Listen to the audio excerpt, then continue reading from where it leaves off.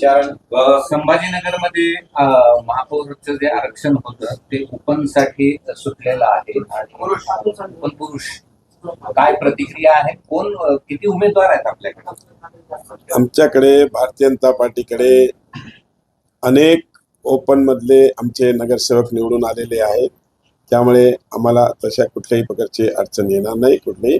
आणि मी या ठिकाणी आश्वासन देतो की चांगला या शहराच्या विकासासाठी जो काम करेल अशालाच आम्ही महापौर पदाची संधी देऊ.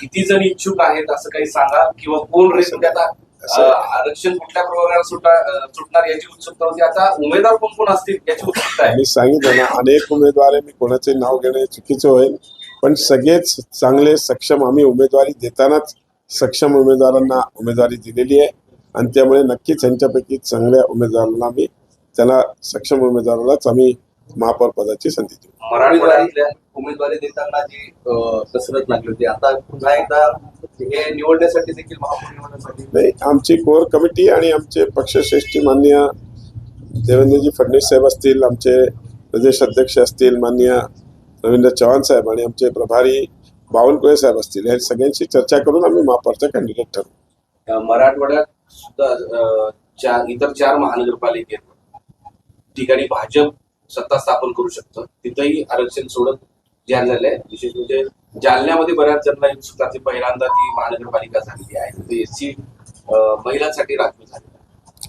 नाही, आमच्याकडे जालन्यामध्ये पण एससी महिला निवडून आलेल्या आहेत. नक्कीच त्याच्यासाठी आम्ही पूर्णपणे लक्ष घालून त्याच्यात चांगल्या उमेदवाराची निवड करून त्यांना आम्ही संधी देऊ. सर, तुम्ही नांदेडचे पालकमंत्री आहेत.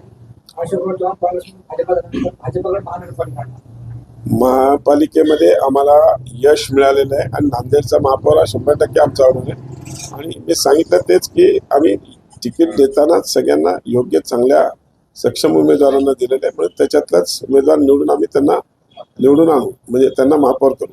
नांदेडमध्ये अपवाद वगळता पहिल्यांदा भाजपचा महापौर नाही, माननीय माजी मुख्यमंत्री अशोक चव्हाण साहेब आल्यानंतर आमची नक्कीच तिकडे ताकद वाढलेली आहे आणि त्या ताकदीमुळे आज आमच्याकडे तिकडे आज मेजॉरिटी आली आहे आणि नक्कीच त्या मेजॉरिटीमुळे आम्हाला तिकडे महापौर करण्यात काहीच अडचण होणार नाही. चला, थँक्यू सर. यस.